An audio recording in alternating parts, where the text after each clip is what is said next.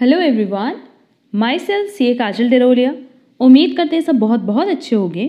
हमारा आज का जो सेशन है वो है for JMI, that is Jamia Millia Islamia MCOM entrance past year question paper के डिस्कशन पे। JMI से रिलेटेड अगर बात करें तो 2020 का ऑलरेडी हमने MCOM entrance question paper upload किया हुआ है, जहाँ हमने डिटेल डिस्कशन किया है हर एक सिंगल क्वेश्चन पे। वहाँ हमने ये बताया था कि हम 2016 टू 2020 के सारे क्वेश्चन पेपर्स डिस्कस करेंगे, जहाँ हमने 2020 ऑलरेडी डिस्कस कर लिया है और अब हम लोग सीक्वेंस में चलेंगे 2016, 17, 18 एंड देन 19। तो आज हमारा जो डिस्कशन है वो कम्प्लीटली बेस्ड है on MCOM entrance question paper of 2016। 2016 का जो हमारा पेपर पैटर्न था वो बिल्कुल सेम था जो अभी करंट ईयर के लिए है। अगर आप हमारे चैनल से पहले से जुड़े हो तो आपको पता होगा कि हमने जामिया मिलिया इस्लामिया के लिए ऑलरेडी पेपर पैटर्न पे डिस्कशन भी अपलोड किया हुआ है, जहां हमने ओवरऑल डिस्कशन किया था कि क्या पेपर पैटर्न होगा, कितने नंबर ऑफ क्वेश्चंस आएंगे, कितने मार्क्स के आएंगे एंड सो ऑन, एंड कौन कौन से सब्जेक्ट्स हमारे एंट्रेंस एग्जाम में कवर करते हैं। अगर आपने वो क्लास नहीं देखी है तो उसकी लिंक आपको डिस्क्रिप्शन बॉक्स में हम प्रोवाइड कर देंगे। और साथ ही साथ हम बता दें कि हम जामिया मिलिया इस्लामिया यूनिवर्सिटी के लिए ऑलरेडी एक प्लेलिस्ट बना रखे हैं, और उस प्लेलिस्ट में आप देखोगे तो सारे के सारे वो क्लासेस हमने अपलोड किए हुए हैं, वो सारे क्लासेस हमने डाले हुए हैं जो बहुत रेलेवेंट है entrance exam point of view से। उसकी लिंक आपको डिस्क्रिप्शन बॉक्स में मिलेगी और वो सारे क्लासेस आपके लिए बहुत रेलेवेंट है, तो वो सारे क्लासेस आप ज़रूर से कवर कर लेना। तो चलो अब हम लोग चलते हैं अपने आज के डिस्कशन पे, जहां हमें ओवरऑल 2016 का क्वेश्चन पेपर डिस्कस करना है। और देखो यहाँ मेंशन है ये सेट ए है, नो डाउट 4 सेट्स आते हैं एग्जाम में, पर चारों ही सेट में सारे के सारे क्वेश्चन सेम होते हैं। बस ये होता है कि वो शफल किए होते हैं, दैट इज़ जो 100 क्वेश्चन पहले सेट में होंगे वही बाकी B, C, D में भी होते हैं। बस इतना याद रखना कि वो शफल किए गए होते हैं, कभी भी अलग अलग पेपर नहीं बनता है एंट्रेंस एग्जाम के लिए। तो चलो फिर हम लोग स्टार्ट करते हैं अपना आज का सेशन। तो देखो हमारा पहला क्वेश्चन है, विच of the following is not a money market security. अब देखो अगर मनी मार्केट सिक्योरिटी की बात करें तो no doubt money market basically उन इंस्ट्रूमेंट्स के लिए होता है जो कि ईजिली कन्वर्टेबल इनटू कैश होते हैं और लिक्विड होते हैं। क्लियर? दो तरह की सिक्योरिटीज होती है बेसिकली, एक मनी मार्केट सिक्योरिटीज और एक कैपिटल मार्केट सिक्योरिटीज। अब मनी मार्केट सिक्योरिटीज में हम सिर्फ वो सिक्योरिटीज लेते हैं जो बेसिकली लिक्विड फॉर्म में होती हैं।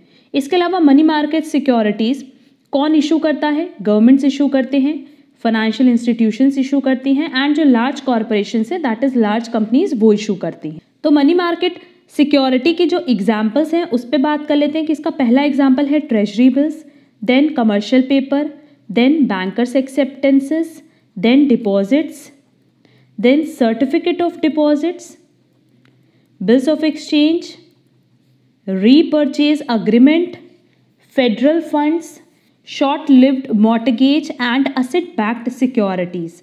ओवरऑल हमें सारे के सारे एग्जांपल्स बताने थे मनी मार्केट सिक्योरिटीज के। एंड इन शॉर्ट याद रखें तो मनी मार्केट सिक्योरिटीज वो सिक्योरिटीज होती हैं जो कि वेरी लिक्विड फॉर्म में होती हैं और इजिली कन्वर्टेबल इनटू मनी होती हैं। क्लियर? जैसे इसमें देखो एक बिल्स ऑफ एक्सचेंज है जो कि सबको पता है। अब बिल्स ऑफ एक्सचेंज मैक्सिमम आप कितने दिन का बना सकते हो? For 90 days. तो ये इजिली कन्वर्टेबल इनटू कैश है। इफ इन केस मान लो आप 90 डेज वेट नहीं करना चाहते तो कोई प्रॉब्लम नहीं है, आप जाकर के बैंक से भी इसको डिस्काउंट करा सकते हो। क्लियर? तो देखो treasury bill, certificate of deposit and commercial paper money market security है, but national saving certificate that is NSC ये मनी मार्केट सिक्योरिटी नहीं है, बल्कि ये कैसी सिक्योरिटी है? कैपिटल मार्केट सिक्योरिटी, क्योंकि इजिली कन्वर्टेबल इनटू कैश नहीं है। तो करेक्ट आंसर क्या होगा? B। Next, PERT stands for, PERT का बेसिकली जो फुल फॉर्म है वो है program evaluation and review technique. तो देखो हमारे पास जो ऑप्शन दिया है उसमें C और D में इवैल्यूएशन एंड रिव्यू टेक्निक तो दिया है, बट प्रोग्राम ये करेक्ट स्पेलिंग कहीं नहीं दिया है। C में दिया प्रोग्राम्ड और D में दिया है प्रोग्राम, बट जो इसकी स्पेलिंग है वो है प्रोग्राम। क्लियर? तो ME इसमें नहीं होगा, इसका करेक्ट आंसर है D। Next, SEBI has made it mandatory for the companies to disclose, SEBI that is stock exchange board of India, इसकी तरफ से ये मैंडेटरी कि हर कंपनी को अपनी रिपोर्ट डिस्क्लोज करनी होगी quarterly as well as annually. तो करेक्ट आंसर होगा C। Next, stock exchange helps in the fixation of stock prices, ensures safety and fair dealing, induces good performance by the company, और all of the above. इसका correct answer होगा B, ensure safety and fair dealing. Basically stock exchange, और हम बात करें तो इसके लिए जो इंस्टीट्यूट है वो है SEBI, that is stock exchange board of India. इनका बेसिकली पर्पस यही होता है कि सेफ्टी एंड फेयर डीलिंग हो पाए। जो भी कस्टमर इसमें इन्वॉल्व है, जो भी बायर इसमें इन्वॉल्व हैं, उनको complete safety and fair dealing provide कर पाए, यही काम होता है स्टॉक एक्सचेंज का। तो करेक्ट आंसर क्या होगा? B. Next, in India the secondary market for shares is regulated by, no doubt stock exchange board of India इसका करेक्ट आंसर होगा, that is B. Next, a company has a fix cost of 40,000, selling price given है, variable cost given है, break even quantity कितनी होगी।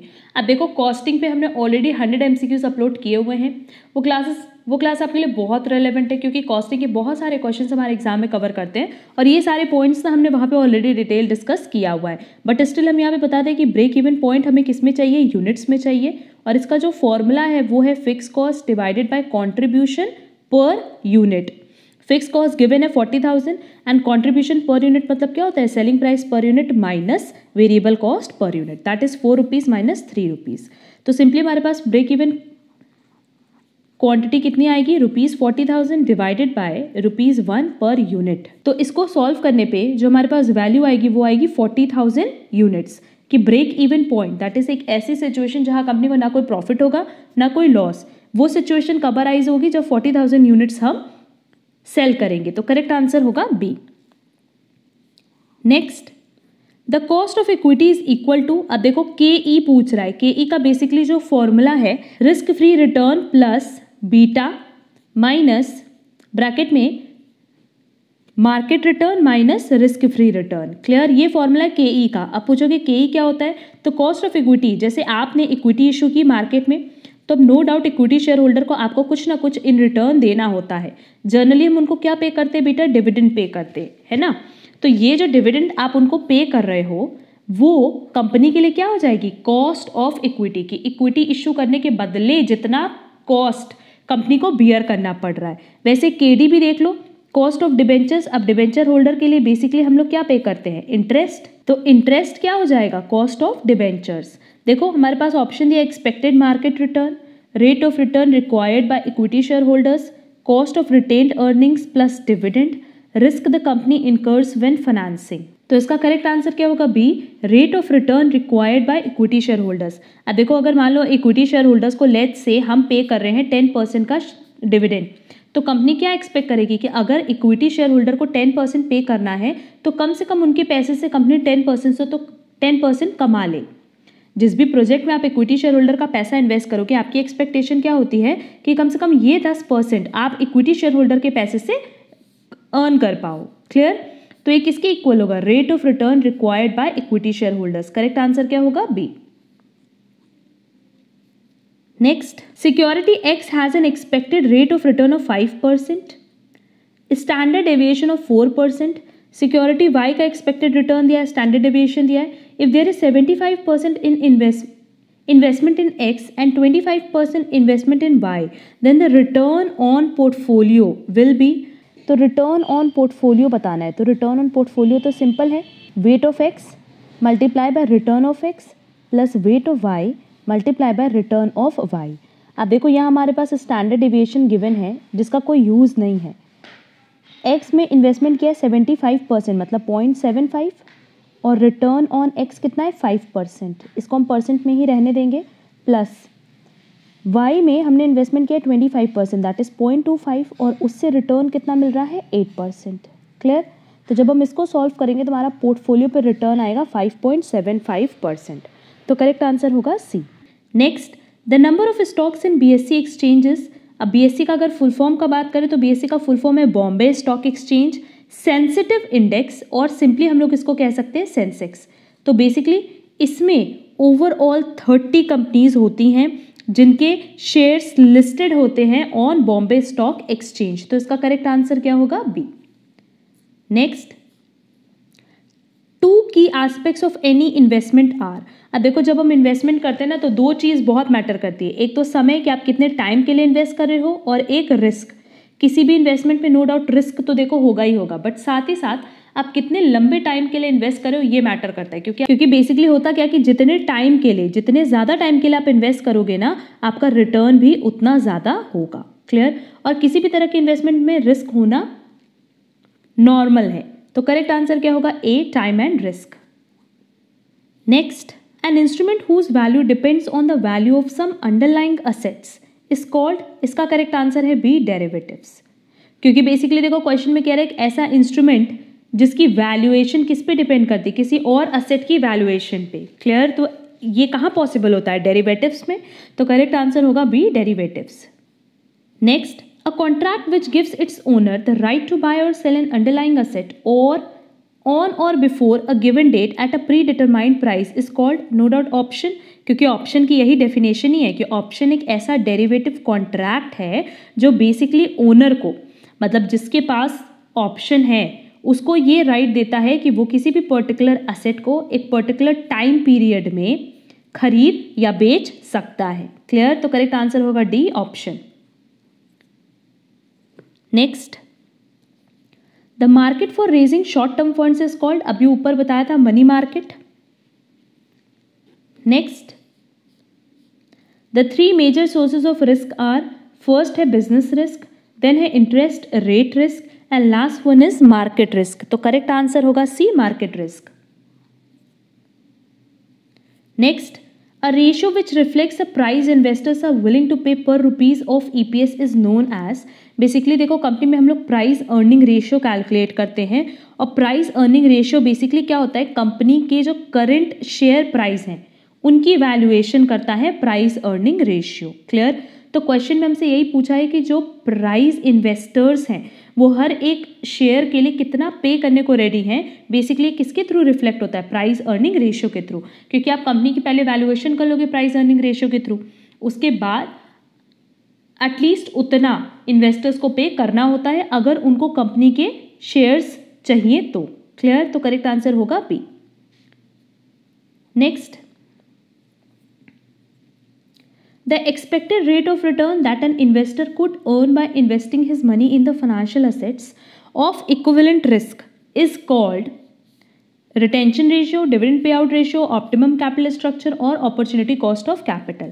Question में कह रहा है expected rate of return that an investor could earn, जो वो earn कर सकता था अगर वो अपने पैसे को किसी फाइनेंशियल असेट्स में इन्वेस्ट करता तो।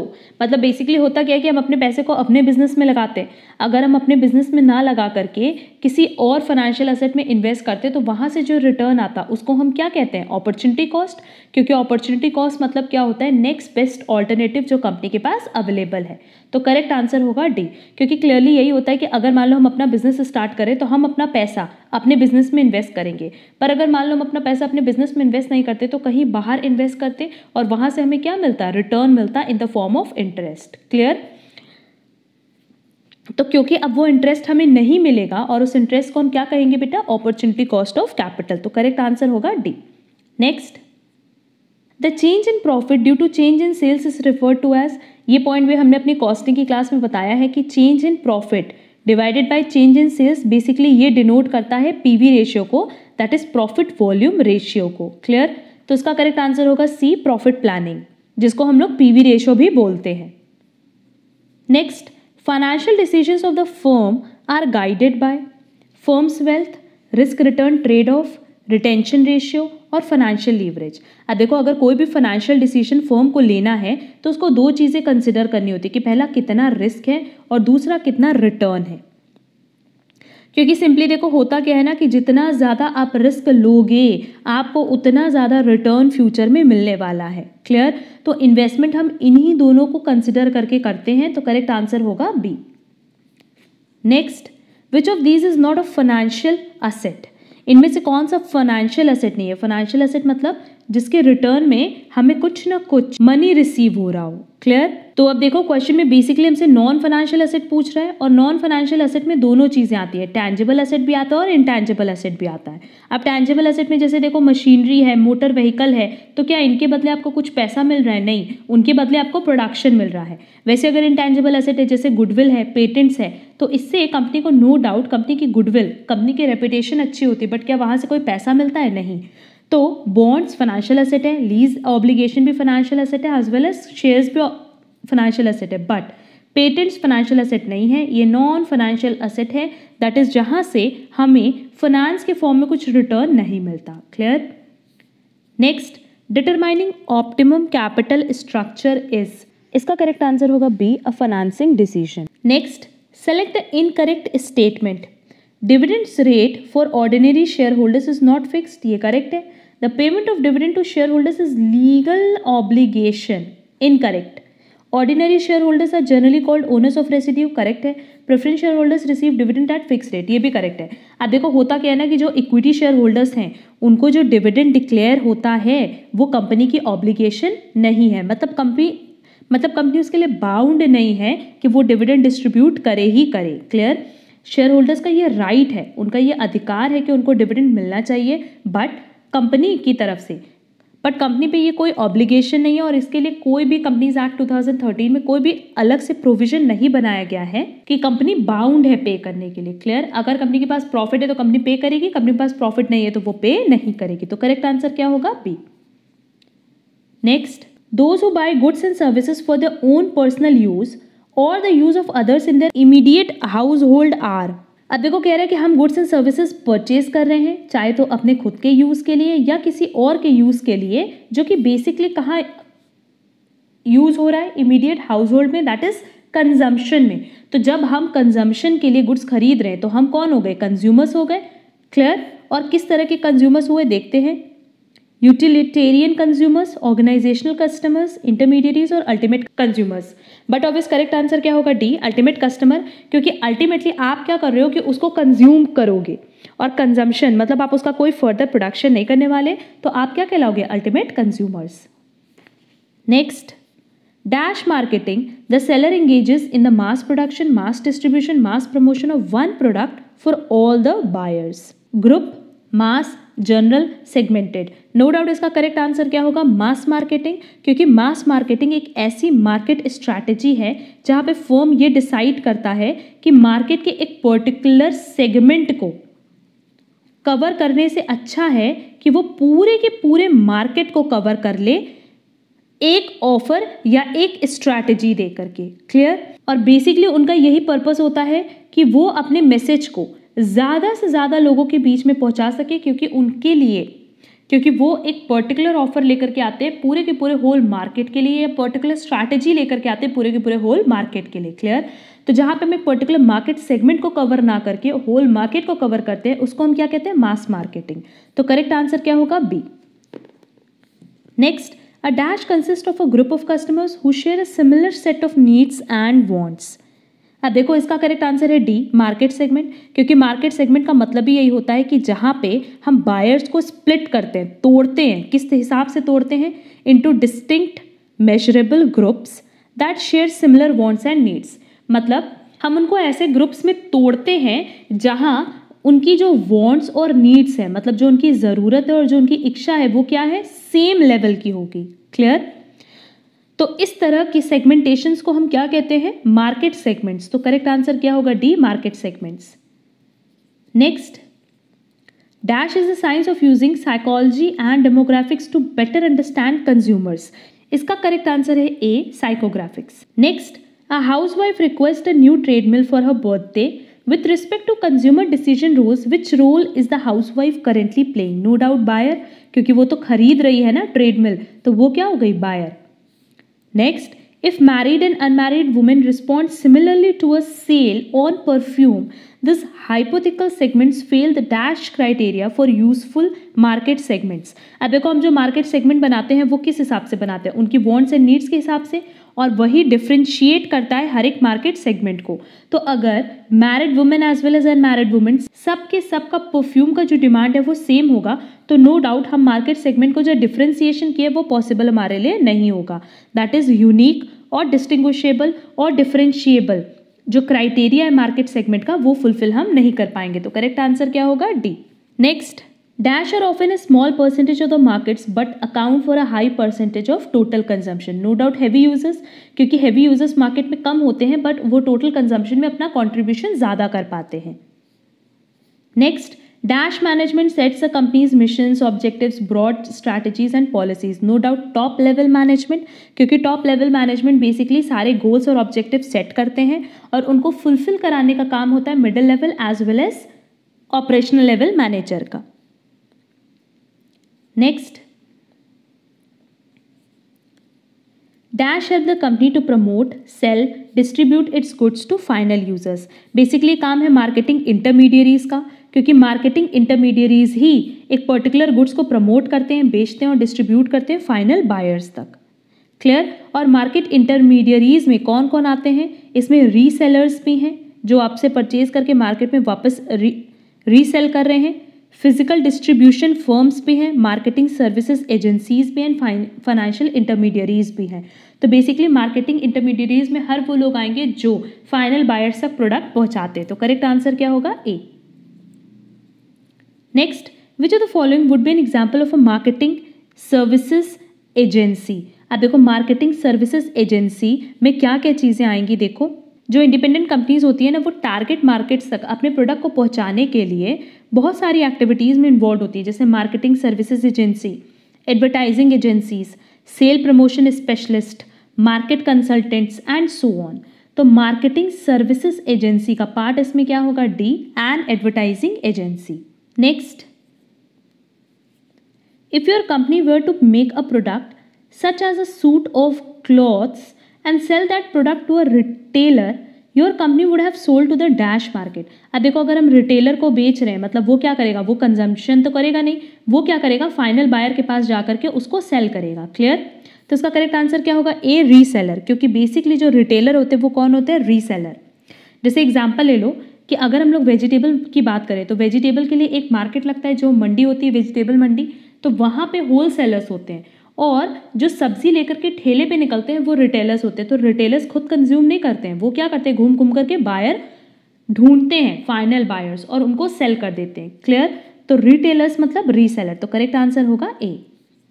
Next, advertising, personal selling, point of purchase, displays and publicity are related to which element of the marketing mix? No doubt promotion, क्योंकि advertising मतलब ही क्या? प्रमोशन, अपने प्रोडक्ट को प्रमोट करना. Next, quality, features, style, options, brand name, packaging, guarantees, warranties and services are related to which element of the marketing mix? No doubt इसका correct answer होगा सी. Product, क्योंकि quality की बात करो या पैकेजिंग की, सब किससे रिलेटेड है? प्रोडक्ट से. Next, the primary advantage to direct distribution for a firm like Dell Computers is more control over channel activities, less hassle for the customer, broader market coverage और lower distribution cost. अब देखो question में हमसे कह रहा है कि अगर हम डायरेक्ट डिस्ट्रीब्यूशन कर रहे हैं, जैसे कोई भी फर्म अगर डायरेक्ट डिस्ट्रीब्यूशन कर रही है तो नो डाउट वो ज़्यादा से ज़्यादा कंट्रोल कर सकती है अगर किसी भी चैनल में उसकी एक्टिविटीज़ चल रही हो तो करेक्ट आंसर क्या होगा? A. Next, those who sell goods and services directly to final consumers for their personal non-business use are known as merchant wholesaler. क्योंकि देखो अभी हमने बताया कि होलसेलर वो पर्सन होता है जो कि रिटेलर को गुड्स देता है और रिटेलर कौन होता है? जो बायर को गुड्स देता है. बट कई बार होलसेलर से डायरेक्टली भी हम लोग परचेज करते हैं, हम लोग सब्जी मंडी भी जाते हैं परचेज करने के लिए. तो उस केस में जो गुड्स बेच रहा है वो क्या कहलाएगा? Merchant wholesalers. तो करेक्ट आंसर होगा C. Next, what factor has changed in the past 10 years that has made the customer service function far more important to the firm's financial success? Global population levels, global competition levels, database marketing और wireless communications. No doubt global competition levels, क्योंकि आप देखो अब क्या है कि global level पे जब कंपटीशन हो रहा है तो हमारे लिए कस्टमर ज़्यादा ज़रूरी है, कस्टमर सर्विस ज़्यादा ज़रूरी है. जैसे अगर आप कोई प्रोडक्ट परचेज भी कर लेते हो तो देखते हो प्रोडक्ट परचेज करने के बाद भी आपको सर्विस मिलती है. तो ये किस वजह से है? क्योंकि कंपटीशन लेवल मार्केट में बढ़ चुका है. तो इसका करेक्ट आंसर क्या होगा? B. Next, the policies, practices and systems that influence employees' behavior, attitudes and performance constitute no doubt HRM, that is human resource management, क्योंकि employees के behavior को, attitude को और performance को इन्फ्लुएंस करने के लिए ही क्या बना है? HRM, that is human resource management. अब human resource management पे हम बहुत जल्दी एक डिटेल लेक्चर अपलोड करने वाले हैं जहां हम उसका डिटेल डिस्कशन करेंगे सारे टॉपिक से रिलेटेड, साथ ही साथ ऑलमोस्ट 100 MCQs की क्लास पे अपलोड करेंगे. क्लियर. तो करेक्ट आंसर क्या होगा? C. Next, managers and economist traditionally have seen human resource management as, आप देखो क्वेश्चन में ट्रेडिशनली बोला है, वैसे अगर देखा जाए मॉडर्न वे में तो source of value to their organisation, क्योंकि जो ह्यूमन रिसोर्स होता है दैट इज एम्प्लॉयज़ होते हैं हमारे ऑर्गेनाइजेशन में, वही होते हैं जो हमारे ऑर्गेनाइजेशन में वैल्यू क्रिएट करते हैं, वैल्यू जनरेट करते हैं। बट जो ट्रेडिशनल व्यू है वो ये है कि एक नेसेसरी एक्सपेंस, एक नेसेसरी खर्चा है कि हम एम्प्लॉयज़ को रखना है, इसलिए हम रखते हैं और उनको सैलरी पे करते हैं। क्लियर? तो करेक्ट आंसर क्या होगा? बी, क्योंकि क्वेश्चन में हमसे पूछा था traditionally. Next, human capital includes all of the following except profitability, क्योंकि ह्यूमन कैपिटल में हम प्रॉफिटेबिलिटी नहीं देखते बल्कि उनकी ट्रेनिंग देखते हैं, रिलेशनशिप्स देखते हैं, इंटेलिजेंस लेवल देखते हैं। तो करेक्ट आंसर क्या होगा? B. Next, which one of the following responsibilities is specifically associated with the HR function of employee relations? इसका करेक्ट आंसर है ए, कंडक्टिंग एटीट्यूड सर्वेज। अब ये सारी चीज़ें जब ह्यूमन रिसोर्स मैनेजमेंट का एक डिटेल जब हम लेक्चर अपलोड करेंगे तो वहाँ में ये ऑलरेडी सब कुछ डिस्कस किया हुआ है, तो वहाँ से ये पॉइंट आपका क्लियर हो जाएगा। Next, which of the following refers to the process of getting detailed information about jobs? जब डिटेल्ड इन्फॉर्मेशन की बात हो रही है तो बात किसकी करेंगे? जॉब एनालिसिस की, क्योंकि वहाँ पे हम जॉब जो दे रहे हैं उसके लिए पूरा एनालिसिस करते हैं कि क्या क्या उसमें उस जॉब के बारे में पूरी की पूरी एक डिटेल इन्फॉर्मेशन गैदर करते हैं, पूरा उसको एनालिसिस करते हैं। तो करेक्ट आंसर क्या होगा? सी। ये देखो ये सारे क्वेश्चन ह्यूमन रिसोर्स मैनेजमेंट के जा रहे हैं और ये सब क्वेश्चन पे हमने अपनी क्लास में डिटेल डिस्कशन किया है जो हम बहुत जल्दी अपलोड करने वाले हैं। Next, job design is a process of, basically job design की बात करें तो ये एक ऐसा प्रोसेस है जो ये बताता है कि आपको अपना काम कैसे करना है और क्या टास्क आपको दिया जाएगा। क्लियर? तो इसका करेक्ट आंसर होगा A, defining the way work will be performed and the task that a given job requires, कि किस तरीके से आपको अपना काम करना है और जो आपको जॉब मिलेगी उसमें क्या क्या टास्क आपके अंडर आएगा। तो करेक्ट आंसर होगा ए। Next, which of the following refers to the process through which an organization seeks applicants for potential employment? Orientation, selection, recruitment, work analysis. No doubt recruitment. Recruitment में basically क्या होता है कि जो भी जॉब वेकेंट है उसके अकॉर्डिंग हम एप्लीकेंट्स मतलब लोगों को बुलाते हैं कि आप आइए और अप्लाई करिए उस पर्टिकुलर जॉब के लिए, और उस पर्टिकुलर जॉब के लिए जो भी पोटेंशियल एम्प्लॉय है, जो भी पोटेंशियल पर्सन है जिसमें पोटेंशियल है उस जॉब को परफॉर्म करने की, उसको हम जॉब प्रोवाइड करते हैं। क्लियर? और रिक्रूटमेंट बेसिकली इंटरनल सोर्स से भी हो सकता है as well as external source से भी हो सकता है, मतलब विद इन ऑर्गेनाइजेशन जो लोग हैं उनको भी हम अपॉइंट कर सकते हैं और बाहर से हम फ्रेश पर्सन भी अपॉइंट कर सकते हैं। तो करेक्ट आंसर क्या होगा? C. Next, the process by which the organization attempts to identify applicants with the necessary knowledge, skill, abilities and other characteristics that will help the organization achieve its goals referred to as, इसका correct answer है B, selection. क्योंकि देखो बहुत सारे applicant apply करते हैं recruitment process में और उनमें से हमें बेस्ट को सेलेक्ट करना होता है जिसमें स्किल हो, एबिलिटी हो उस पर्टिकुलर वर्क को परफॉर्म करने के लिए, सो दैट हमारे ऑर्गेनाइजेशन का वो गोल अचीव कर पाए। क्लियर? तो करेक्ट आंसर क्या हो जाएगा? B, selection.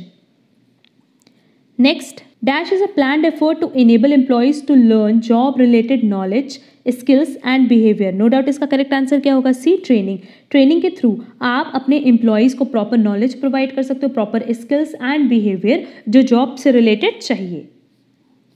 Next, the HR function of a dash involves acquiring knowledge, skills and behavior that improve employees' ability to meet the challenges of a variety of new or existing jobs, including the client and customer demands of those jobs.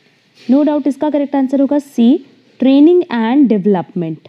Next, the process of ensuring that employees' activities and outputs match the organizational goal is called performance management. क्योंकि जब आप उनकी performance check करते हो तभी तो पता चलता है कि ना जो एम्प्लॉय एक्टिविटी परफॉर्म कर रहा है और जो वो आउटपुट जनरेट कर रहा है क्या वो ऑर्गेनाइजेशन के गोल को अचीव करने के लिए सफिशिएंट है या नहीं। तो इसका करेक्ट आंसर क्या हो जाएगा? D.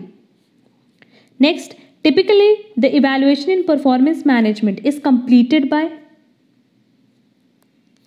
HR specialist, external job analyst, the incumbent employee, the employee supervisor. No doubt HR specialist, क्योंकि HR specialist का ये काम होता है कि वो बेसिकली देखता है कि जिस एम्प्लॉय को हमने रखा वो एम्प्लॉय अपना वर्क प्रॉपर तरीके से परफॉर्म कर रहा है या नहीं, गोल अचीव कर पा रहा है या नहीं, तो ये HR स्पेशलिस्ट का काम होता है। क्लियर? तो करेक्ट आंसर होगा A. Next, how does establishing and administrating policies help organizations? It allows companies to handle situations fairly and objectively. It allows companies to address issues on a case by case basis.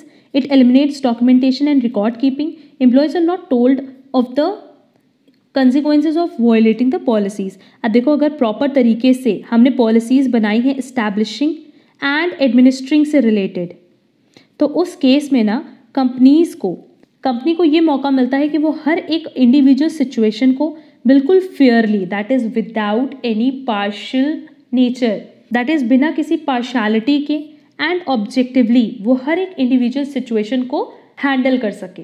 Clear? तो correct answer क्या होगा? ए.